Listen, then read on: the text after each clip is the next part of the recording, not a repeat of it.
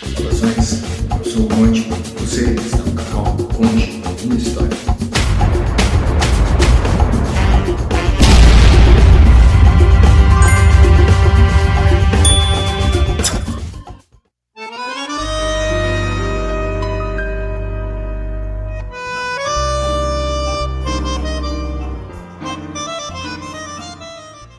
Se ainda não me conhece, aqui no canal eu falo de diversos assuntos e os mais recentes têm sido a respeito do Uruguai, país que eu tenho visitado nos últimos 10 anos e que nessa última viagem agora deu origem a uma sequência de vídeos que você acompanha aqui no canal.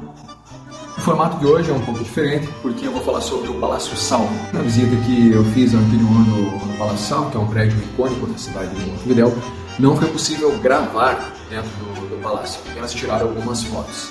Então, para complementar as informações, o formato desse vídeo hoje vai ser um pouco diferente.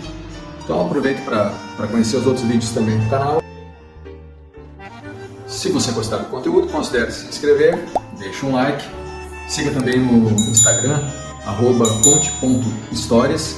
E tem também um blog, que eu vou documentando alguns outros textos e algumas outras percepções sobre a viagem, que é o www.rinaldoconte.blogspot.com. Se sos uruguayo, suscríbete, deixa tu me gusta e seguir o canal. Um gosto. Então vamos ao vídeo. O vídeo de hoje um pouco mais dramático, um pouco mais clássico. Hoje vamos falar também sobre a história do tango. Mas antes, alguns dados importantes e relevantes sobre o Palácio Salvo. Sugestão para acompanhar seu vídeo de hoje: bom mate uruguaio. Saúde!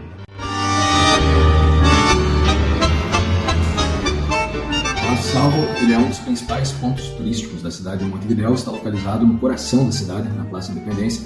É um dos meus pontos preferidos na cidade, dos pontos turísticos preferidos. E no entorno do Palácio Salvo, você encontra também outros pontos turísticos notáveis. O principal deles é a Praça Independência, que está na frente do palácio, onde se localiza também o Memorial Artigas. O memorial é uma homenagem ao General Artigas, personagem super importante na história, na cultura do Uruguai. E no memorial estão as cinzas do General Artigas, então é uma espécie de jazigo, vamos dizer assim, superdimensionado, que fica no centro da Praça Independência. Ali também estão a Puerta de la Ciudad, que é a antiga porta de entrada da cidade de Montevidéu, é um dos pontos turísticos também mais visitados na cidade. Numa das laterais você encontra o antigo Palácio do Governo, que foi o primeiro palácio do governo do país, e ao lado fica a torre administrativa, que é o atual Palácio do Executivo Uruguaio, onde trabalha o presidente. Um pouquinho mais para frente também, mas ainda nas imediações da praça, fica o Teatro Solís. Então é uma região bem legal, que permite conhecer várias atrações, e certamente a que mais vai chamar a sua atenção, a que mais se destaca, e para mim é mais legal, é o Palácio Salvo. O Palácio Salvo foi construído no ano de 1928. Na época, ele foi considerado o maior prédio da América Latina, com 95 metros de altura. Uma coincidência interessante é que ele tem um irmão gêmeo na cidade de Buenos Aires, que fica do outro lado do Rio da Prata, que é o Palácio Barolo. Vou colocar em algum lugar aqui da edição o Barolo ao lado do Palácio Salvo. Porém, o Barolo é alguns andares mais baixo do Palácio Salvo. Entre as coincidências de ambos, os dois foram projetados pelo arquiteto Mario Palanti, que era um italiano.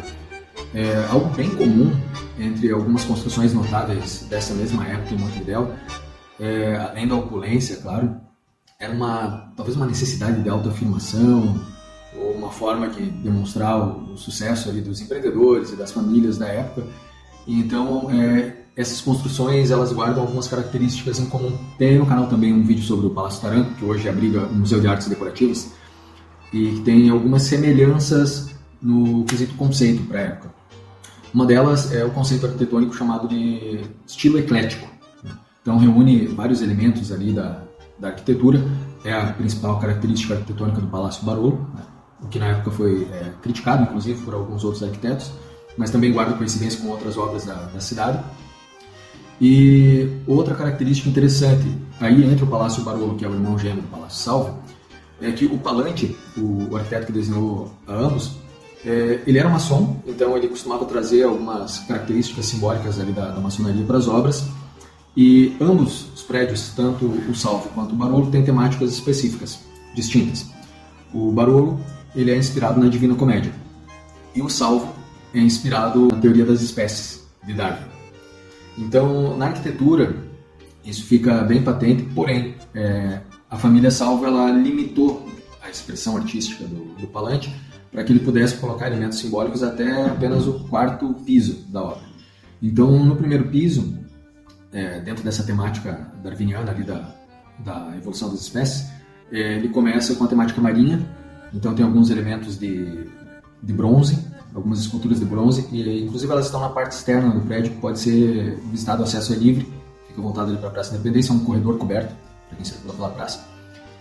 E ainda sobre semelhanças entre as obras, algumas dessas obras de arte foram trazidas de outros países. Em geral vinham os materiais e algumas obras vinham da Itália ou da França, sempre da Europa, claro.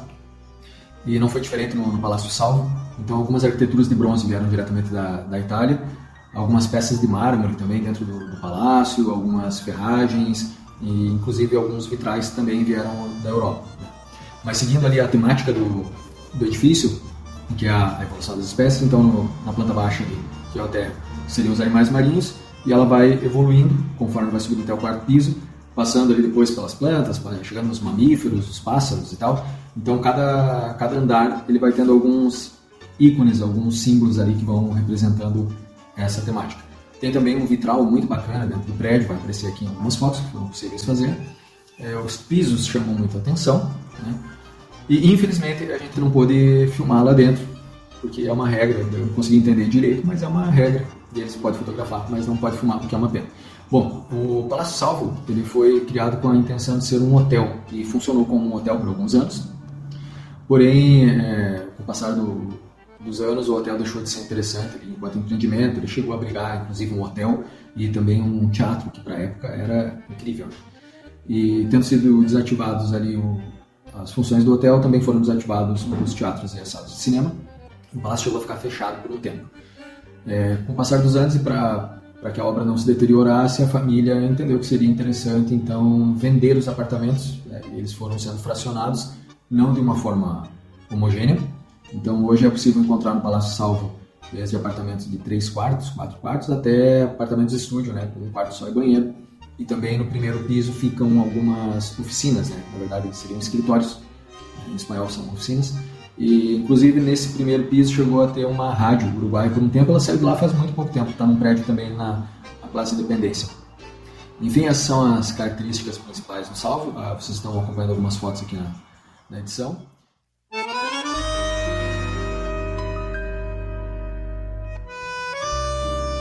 No Palácio Salvo, no mesmo terreno, existia a confeitaria La Giralda, que tem uma importância histórica muito grande.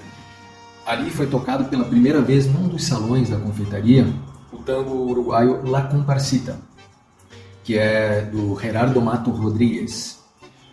Eu achava que a La Comparsita era do Carlos Gardel, mas não, é do Gerardo Matos Rodrigues e é o tango mais famoso no mundo e é uma das canções mais regravadas na história da música.